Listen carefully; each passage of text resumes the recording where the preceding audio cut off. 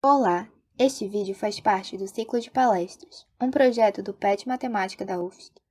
Nesta palestra, teremos o professor Eliezer Batista, da UFSC. Fiquem com a palestra e bons estudos! Boa tarde a todos os alunos, colegas professores e interessados em geral que estão prestigiando mais esse episódio do ciclo de palestras do PET, Matemática, da Universidade Federal de Santa Catarina. Eu gostaria de agradecer o convite recebido pelos alunos do PET para participar desse ciclo de palestras e nesta tarde de hoje eu gostaria de fazer algumas considerações sobre o processo de estudar e aprender matemática.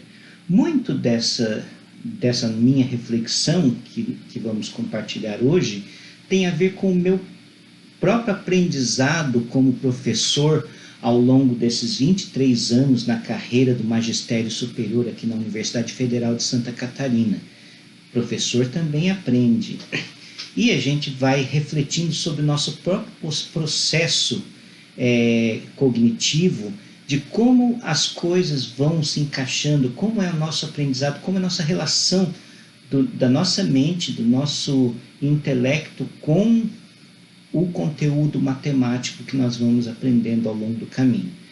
E esse é um desafio sempre presente, tanto para estudantes quanto para professores. Eu peguei essa frase aqui do Poisson, que diz: a vida é boa por apenas duas coisas, descobrir e ensinar matemática. Aí eu volto no título.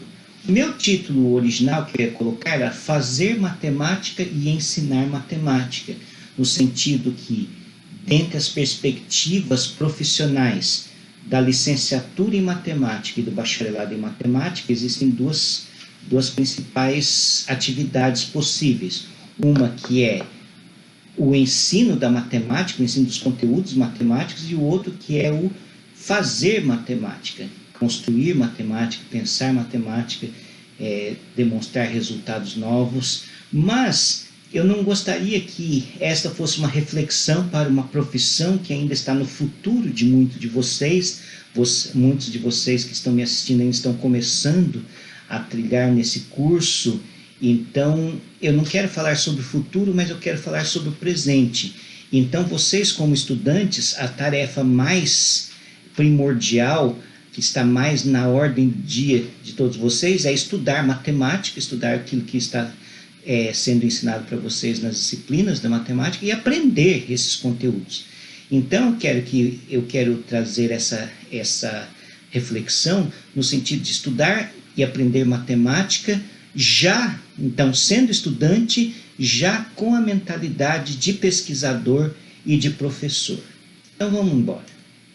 Então, os estudantes de matemática, a opção de fazer um curso superior em matemática pode ter tido diversas motivações diferentes. Por exemplo, alguns, desde cedo, desde adolescente, já sabiam que queriam matemática, gostavam do assunto, já se divertiam com coisas de matemática, já queriam resolver problemas difíceis, já participavam de Olimpíadas, ou então já queriam ler e aprender assuntos mais avançados, coisa de faculdade. Então eram pessoas que já estavam com as suas mentes voltadas para isso, e já estavam treinando o seu raciocínio matemático, eram pessoas que já escreviam e já liam sobre matemática e já tinham um raciocínio matemático mais aprimorado, mesmo precocemente em sua adolescência. Outros ainda perceberam que tinham facilidade ao longo do ensino médio, perceberam assim, que era um assunto que tinha facilidade, e aí vai chegando a hora de escolher o que fazer na vida, que profissão, e no vestibular acabaram optando por matemática. Falaram assim, eu acho que eu gosto disso, tenho facilidade, então acho que é uma boa opção para mim. Tem ainda um terceiro grupo que tinham pendor para exatas, então eram bons em física, bons em matemática, então achavam que tinham que fazer seguir alguma carreira nessa direção. Aí, porventura, tentaram entrar em outros cursos mais concorridos, em alguma engenharia, e aí viram que passou uma vez, duas, não deu certo, aí começaram a pensar assim, bom, quem sabe se eu tentar algum curso que tem uma entrada mais fácil no vestibular, que ainda seja interessante, então talvez colocar matemática como segunda opção parece uma coisa razoável de se fazer. Então, de qualquer maneira, seja como você entrou aqui, o fato que hoje você está num curso de matemática, e você estando num curso de matemática, você tem que aprender a lidar com esse raciocínio, lidar com esse conhecimento e tentar entrar nesta vibe do que é ser matemático. Então, acontece muitas vezes com quem entra no curso de matemática o famoso choque cultural. O que eu chamo de choque cultural? Então, o aluno que entra na matemática, a maioria deles, você pode perguntar, era considerado o geninho da escola, o geninho da classe, aquele que ia bem nas matérias, que tirava nota alta em matemática, que ajudava os coleguinhas, até passava cola para os coleguinhas nas provas. Então, esse é o aluno que, na média, que entra no nosso curso. Então, pessoas que tiravam nota alta sem fazer muito esforço no ensino médio, sem ter que estudar muito antes da cada prova. Mas aí, ao entrar no curso superior, o cara se depara com um novo tipo de raciocínio, uma coisa que eles nunca viram, não estavam habituados porque não foram devidamente treinados na escola. E do que eu estou falando? Estou falando da lógica, do rigor matemático, das demonstrações. Então, em geral, o cara passa 11 anos da escola sem realmente ter contato com demonstrações matemáticas. Então, esse é um tipo de conhecimento, é um tipo de raciocínio para o qual o aluno não está habituado. Então, esse choque faz com que muitos abandonem o curso logo nas primeiras fases. Então, o curso de matemática continua sendo hoje um curso com um alto índice de evasão escolar dentro da universidade. Sobram muitas vagas porque muitos alunos desistem. No entanto, aqueles que ficam, mesmo aqueles que ficam, muitas vezes eles ficam porque eles de repente falam, nossa, que coisa legal, essa coisa do raciocínio, dos teoremas e das demonstrações e da lógica e do rigor matemático. E aí eles acabam sendo sufocados por esse tipo de conhecimento novo, que acabam esquecendo que a matemática, sobretudo, é beleza, é criatividade. Você tem que se divertir com a matemática. A matemática tem que ser alguma coisa que ela mostre a sublimidade da criatividade humana. A matemática, sobretudo, é uma atividade humana. Então, a atividade matemática vive uma tensão dialética entre duas forças. Então, é como se fosse um cabo de guerra. De um lado, nós temos a criatividade. Então, é aquele momento que você fala assim, nossa, saquei o que tem que fazer. Você pega aquele problema difícil, sei lá, problema de geometria, aí você tem aquele triângulo e você tem que achar uma coisa, aí você começa a pôr um ângulo aqui, traça uma reta ali, outra colar, e aí de repente você percebe, o que eu tenho que fazer é isso. Então, esse momento que é aquele momento de epifania quase, em que você tem um contato quase com o divino, na hora que as ideias afloram na sua mente e que você consegue, então, resolver um problema, você consegue descobrir um caminho para fazer alguma coisa, e isto é a criatividade, e isso é o que faz a beleza da matemática. A beleza da pintura, da escultura, das artes, estão naquilo que você pode ver, enquanto a beleza da matemática, ela está exatamente no encaixar das ideias, como as ideias se colocam e como isto vai aflorando no sentido de obter novas ideias. Por outro lado, nós temos algo forte, que é o rigor matemático. Então, você pode ter muitas ideias criativas, e a matemática, você tem que ter esse momento de epifania, esses momentos de criatividade, esses momentos até de elucubração. mas é o rigor matemático que vai dar esse cimento, esse controle, para que você não faça qualquer coisa. A matemática é importante porque, ao mesmo tempo que você tem uma liberdade infinita de produzir, essa liberdade ela é controlada, ela é mediada por um juiz muito severo, que é o juiz do rigor, da lógica, da exatidão. Então você tem que, a cada passo que você dar, você tem que justificar o que você está fazendo para que você consiga dar o próximo passo.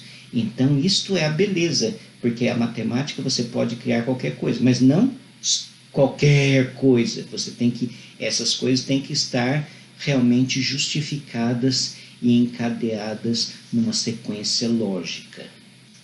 Então essa dicotomia se relaciona com a própria estrutura do nosso cérebro. Eu sei que esse quadro aqui, ele é um pouco pequeno, as letras, mas basicamente existem dois lados do nosso cérebro.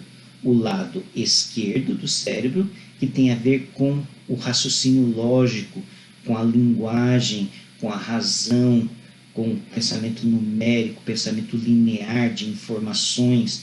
Então esse é o lugar onde você passa pelo crivo todas as coisas. Não só de matemática. Quando você lê uma notícia no jornal, você analisa para ver se aquela notícia faz sentido, se não faz. Você começa a cruzar informações de forma com que você chegue à conclusão se aquilo é verdadeiro ou não é, e por quê. Do lado direito do cérebro está a outra parte, que é a parte mais explosiva, que é a parte mais holística e intuitiva do nosso cérebro, que tem a ver com a criatividade, com a imaginação, com o raciocínio através de imagens. Imaginação, em particular, significa raciocinar através de imagens. Você mexer com estruturas inteiras no seu cérebro de uma forma livre, leve, solta e podendo fazer associações entre ideias de uma forma mais assim, aberta. Então, para o raciocínio matemático é importante os dois lados. É importante que você tenha essa liberdade de fazer associações de ideias, de propor coisas novas, de tentar fazer raciocínios até meio intuitivos, explorar a sua imaginação, explorar a sua criatividade. Por outro lado, você tem que passar pelo crivo da razão, da análise, da objetividade, para que essas coisas estejam bem colocadas. Então, na verdade, não é que assim, o lado esquerdo é o lado da matemática, o lado direito é da arte. Os dois lados são o lado da matemática. A matemática ela precisa dos dois lados do cérebro para se ser produzida, ser criada, ser desenvolvida. Então nós precisamos do nosso cérebro inteiro. Precisamos tanto da parte criativa quanto da parte lógica do nosso cérebro para criarmos e fazermos matemática. Então vamos adiante. Então vamos falar coisas mais práticas a respeito de como a gente usar esse conhecimento que a gente tem desses aspectos, o aspecto criativo, o aspecto holístico, o aspecto intuitivo da matemática e o aspecto racional, o aspecto lógico, o aspecto engendrado sistematicamente que também existe na matemática. Então, como que essas duas coisas se processam no nosso processo cognitivo, no nosso processo de aprendizagem da matemática. Então, é comum verem alunos estudando a disciplina, memorizando as demonstrações, seguindo passo a passo. Aí você pega um livro, fala assim, entendi. Entendeu nada. E você até consegue tirar boas notas, mas, de fato, simplesmente seguir uma demonstração não significa que você entendeu o que aquilo significa. Não estou nem falando de estudar para a prova, porque isso para mim é uma pobreza de espírito sem tamanho.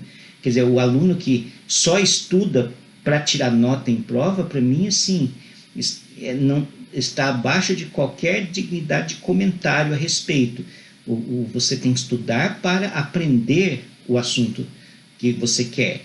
Não só o assunto da matemática que você está na faculdade, mas qualquer assunto. Você tem que ler um livro porque você está interessado em ler aquele livro, porque você quer aprender alguma coisa nova, seja de qualquer assunto que você deseje. Mas você tem que pensar que não vai ter alguém cobrando de você aquele conhecimento, mas você quer ter aquele conhecimento porque você quer. Então, de qualquer forma, esse estudo sistemático de você pegar um livro pronto, em geral os livros eles trazem a apresentação dos resultados de uma forma já concatenada. É como assim, se o matemático tivesse feito todo aquele processo de raciocínio, todo aquele processo que a gente chama de heurística. A heurística é exatamente aquele momento em que você está testando as coisas, que você não sabe se aquilo vai dar certo ou não, você põe uma coisa ali e dá errado, põe outra, aí aqui deu certo. Então, quando fez tudo isso, aí você apaga todo aquele rascunho que você fez e você começa a escrever definição, uma coisa, depois proposição, demonstração, lema, demonstração, teorema, e aí vai. E assim segue o livro cheio de definições, proposições, lemas, teoremas, corolários, e assim vai, muito bonito, só que não é humano.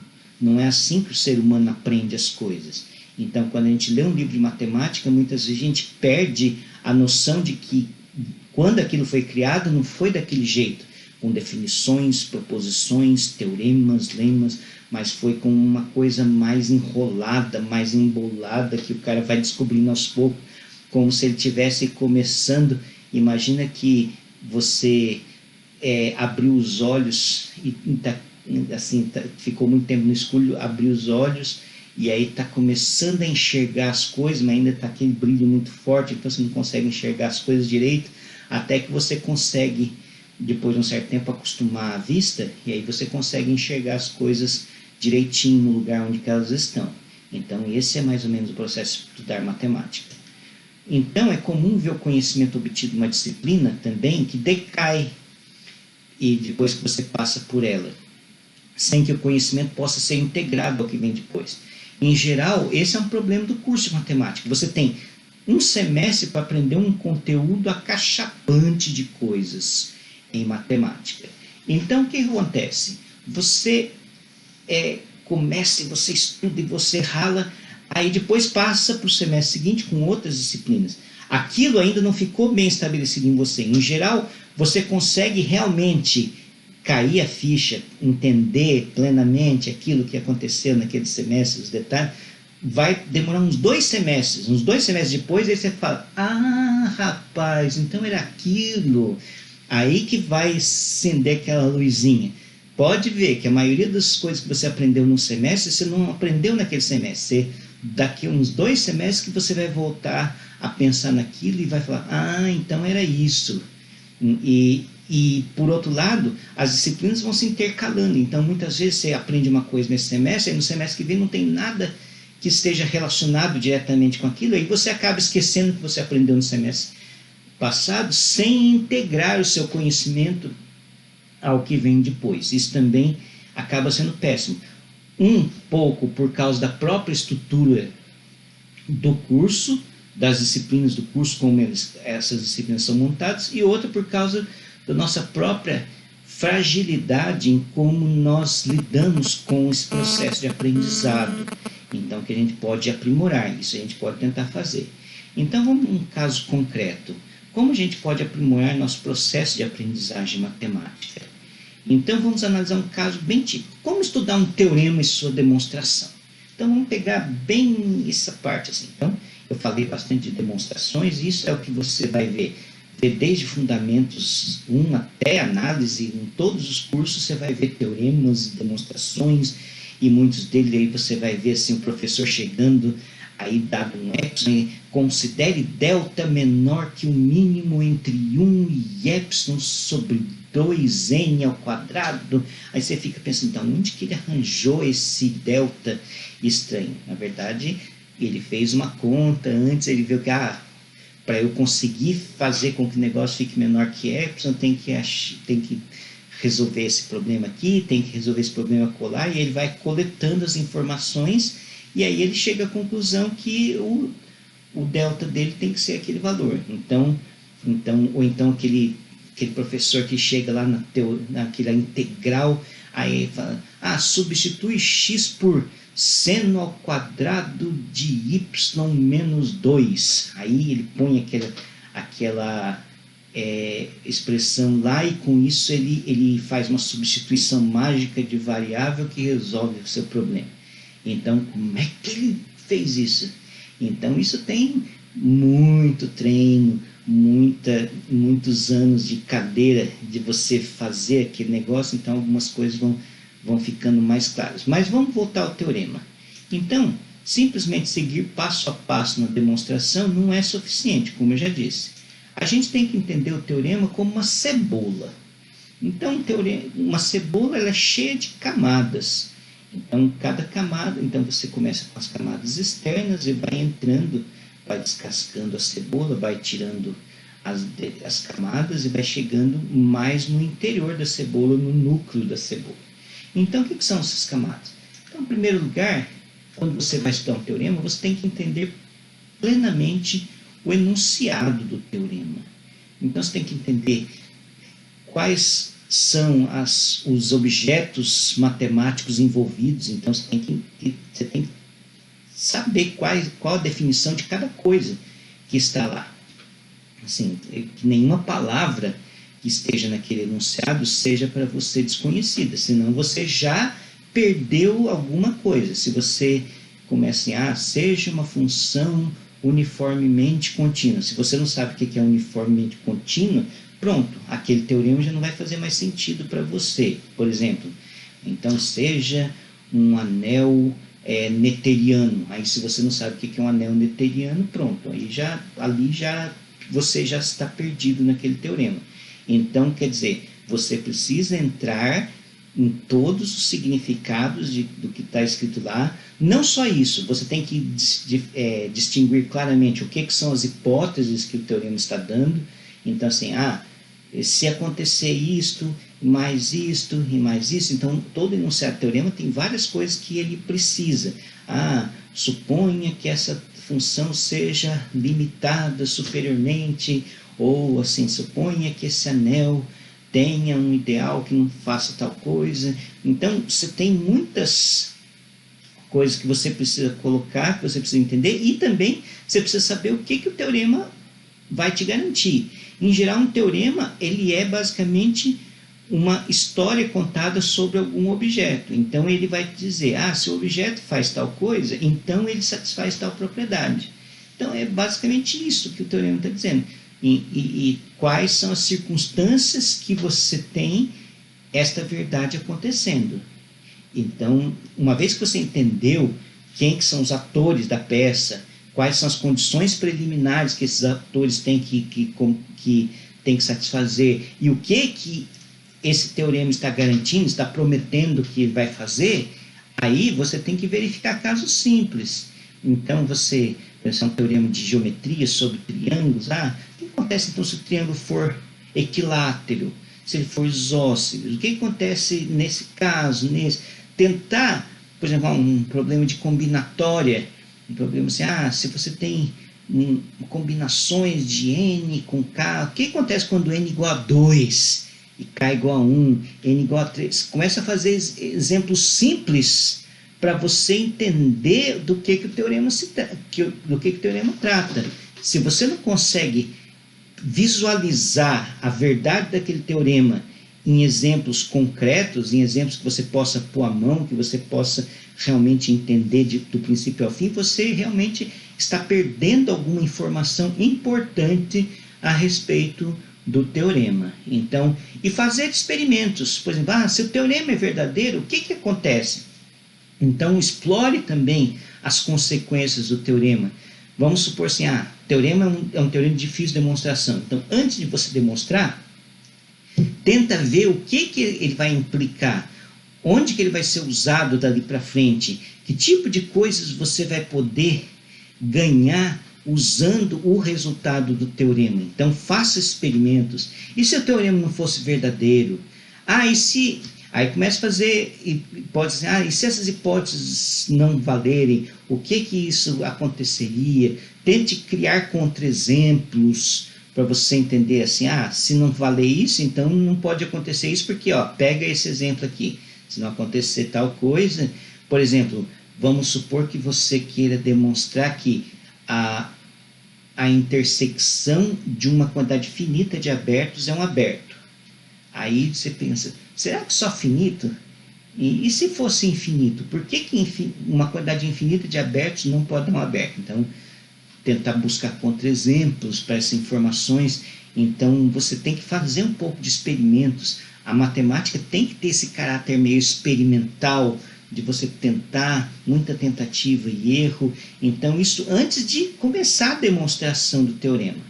Então, depois, você tem que agora pegar realmente o teorema como uma cebola.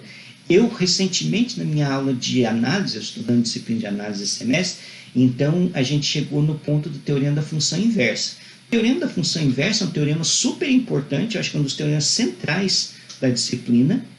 Então ele tem a sua importância e dele derivam várias outras ideias e vários outros resultados importantíssimos, mas ele tem uma demonstração difícil. Mas a gente tem que entender o que é difícil no teorema. Então, assim, será que é difícil tirar isso? Aí fala, não, isso aqui é fácil. Então aí você vai chegando, então a parte difícil é mostrar que a inversa é contínua e está definida num aberto. Então não é construir inversa, não é mostrar que depois, se a inversa for contínua, que ela é diferenciável, isso é fácil. Então, são várias coisas que são fáceis, então você até chegar ao ponto nevrálgico daquele teorema. Então, aí você, isso é a parte dura. Então, o que está envolvido nisso? Então, aí você não fica perdido em perfumarias.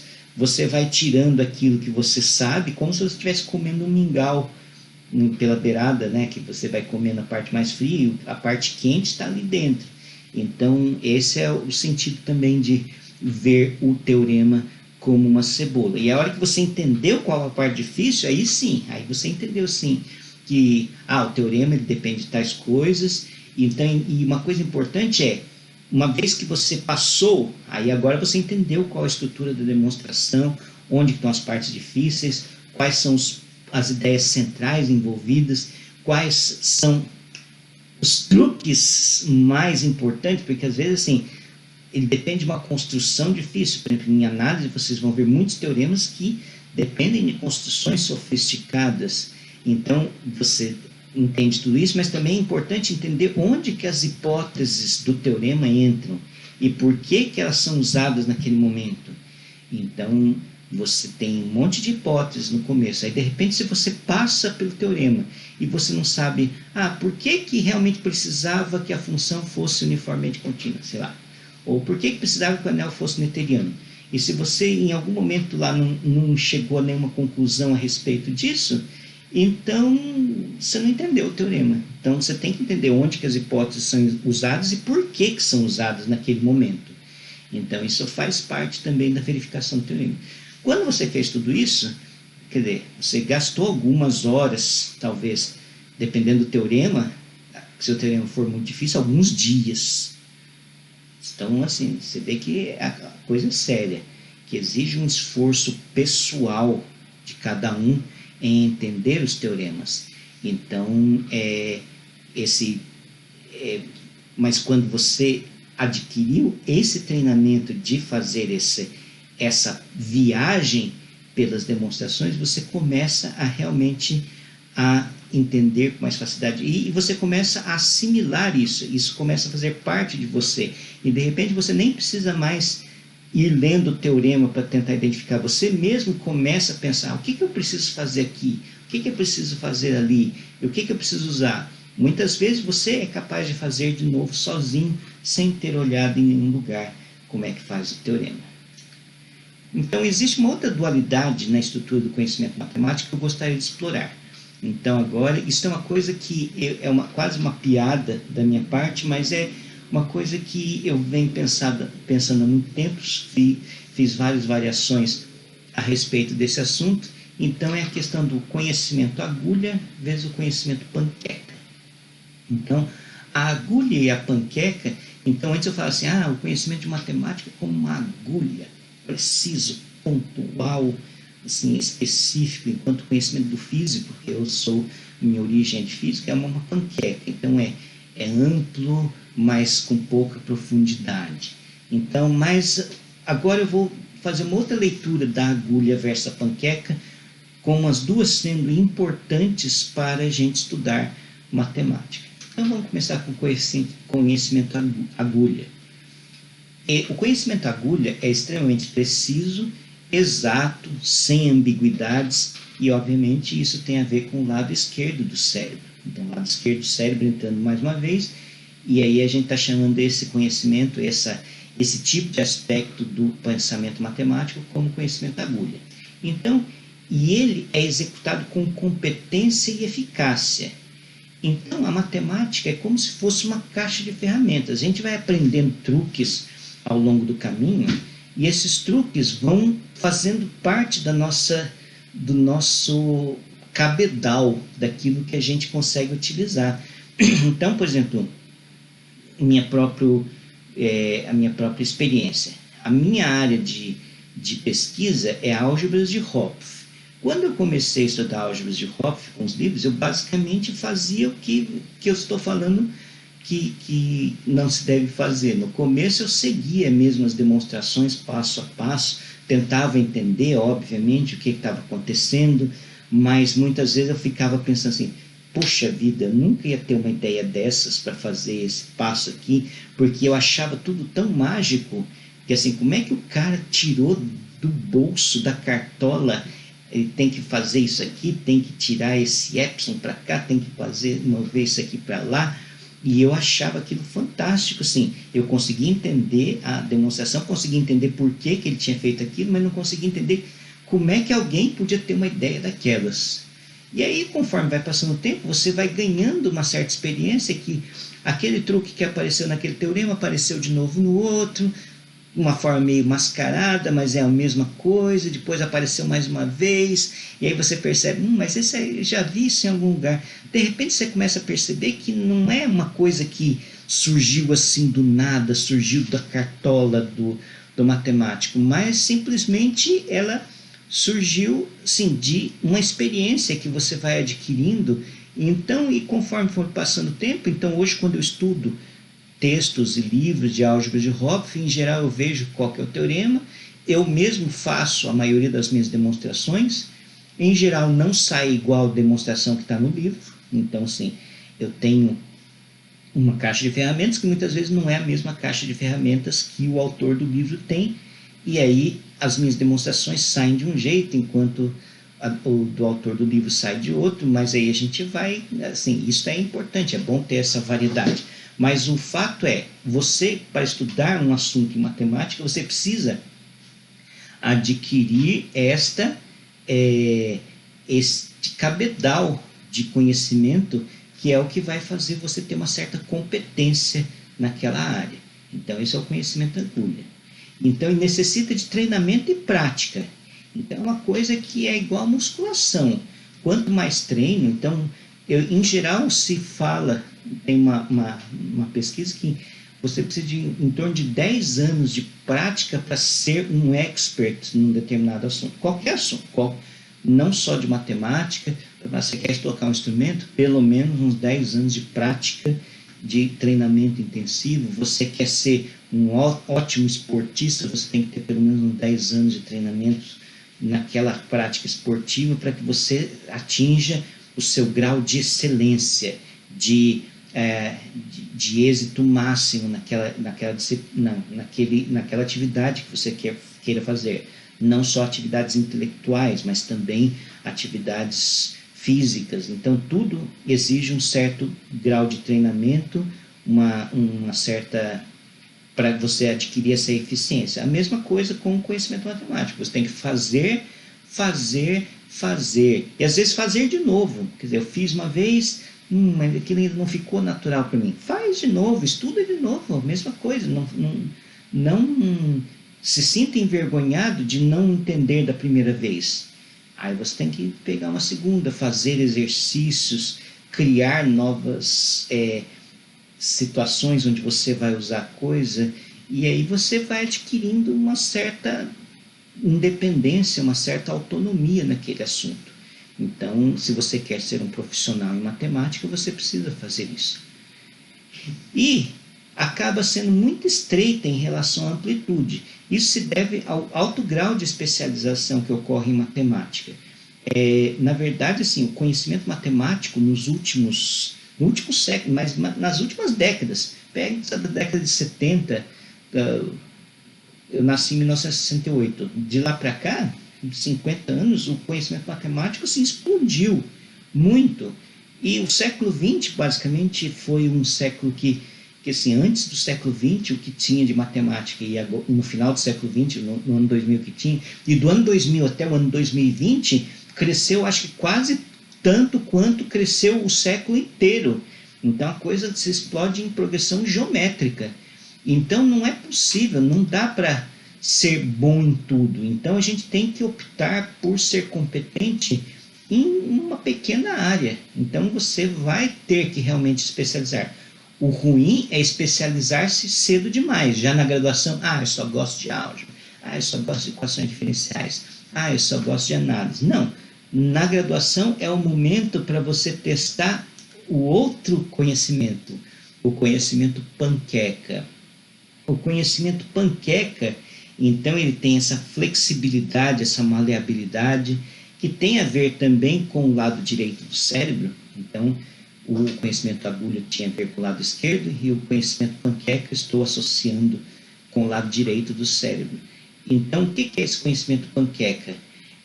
Ele tem uma amplitude de atuação, ele tenta ver as conexões existentes entre as diversas áreas. Então, é importante que o matemático ele tenha noção disto aqui.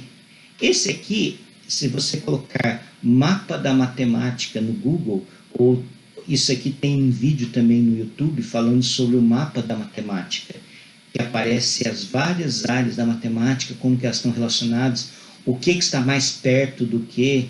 Então você pode ver a questão de fundamentos da matemática pura. Então tem vários assuntos, assim, o que está mais em roxo, em rosa é a matemática pura, o que está mais em azul é matemática aplicada, mas as coisas elas estão relacionadas e você pode transitar de uma área para outra.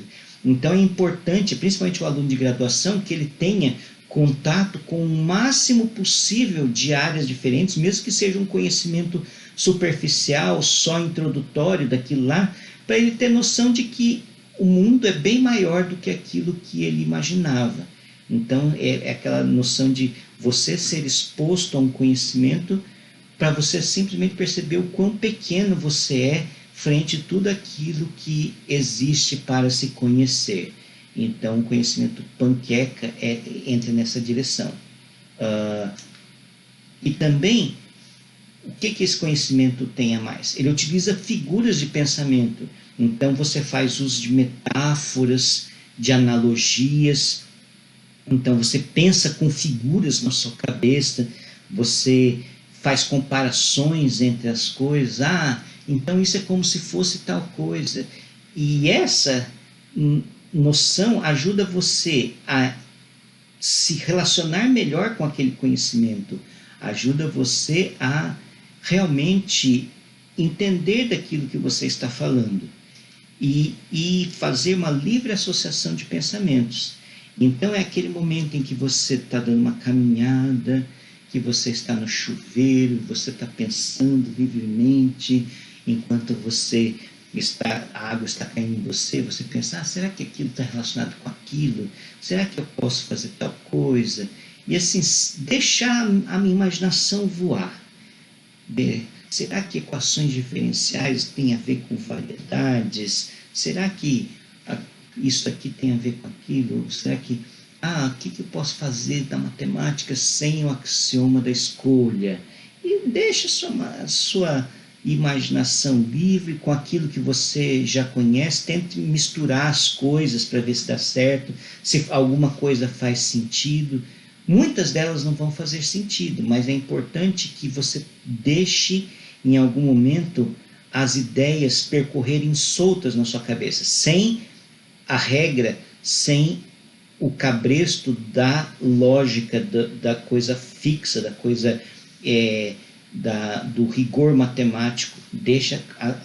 Tem que deixar em alguns momentos as coisas simplesmente fluir. E só que esse conhecimento panqueca tem a desvantagem de ter pouca profundidade e eficácia.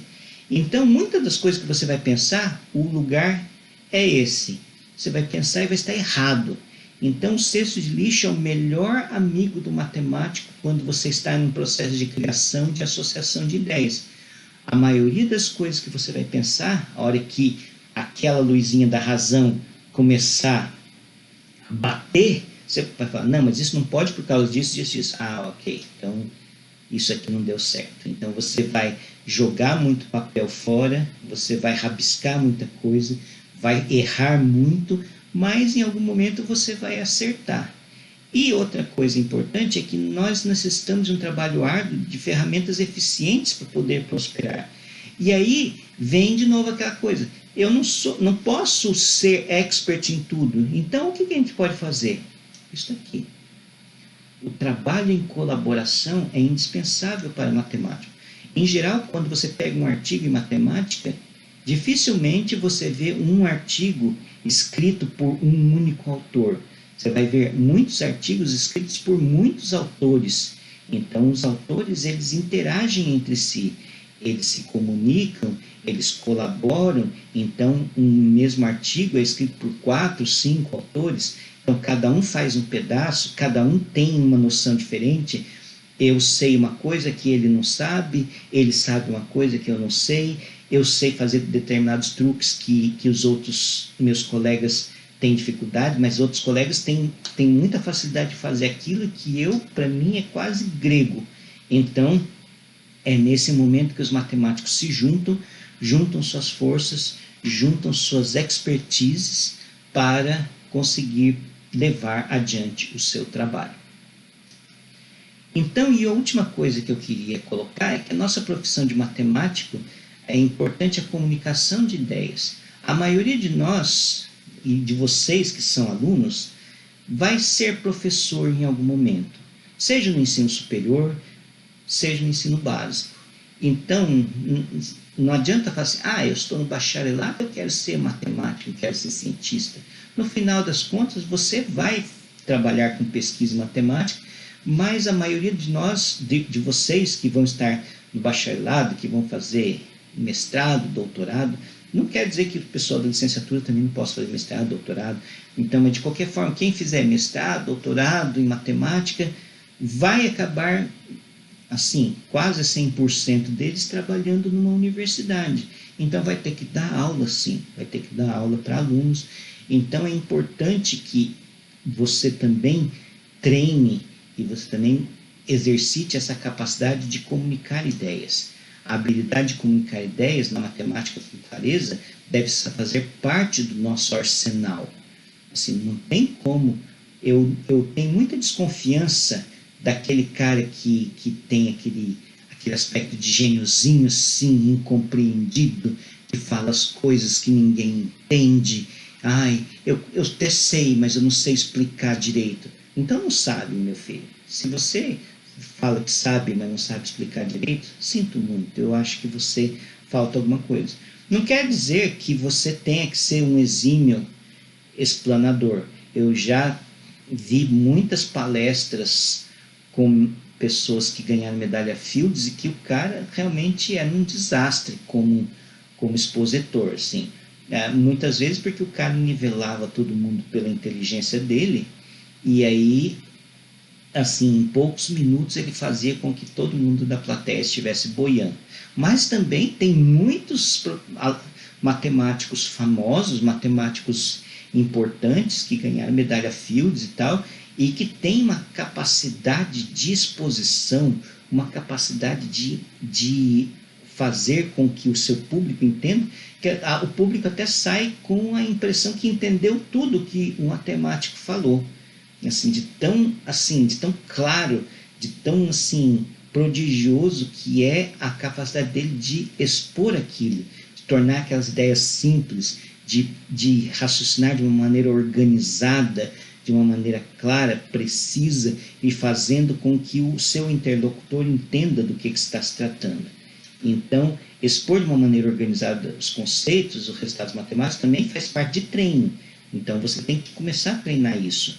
Então, treinar isso tentando explicar no barzinho para os seus colegas, enquanto está tomando cerveja, o que você está fazendo em matemática, ou explicar um problema para sua avó, para sua tia, para sua mãe, ou então, realmente dar aulas particulares sobre temas básicos, ou talvez dar aulas particulares aqui na faculdade de aula de cálculo, de álgebra linear, para alunos que estão com dificuldades, de tal forma que você exercite o seu conhecimento, e se você sabe explicar, então isso é um sinal de que você realmente entende aquilo. Se você sabe colocar de forma clara, de forma precisa, de forma objetiva aquilo, então é porque na sua cabeça aquilo faz sentido. Então é importante que seu conhecimento se torne efetivo à medida que você o expuser com mais clareza. Fazer matemática e ensinar matemática são dois aspectos complementares. Devem ser cultivados simultaneamente por todos os que apreciam a matemática e que abraçaram a matemática como sua profissão. Então, com isto, eu me despeço, agradeço a todos vocês que me assistiram até esse momento.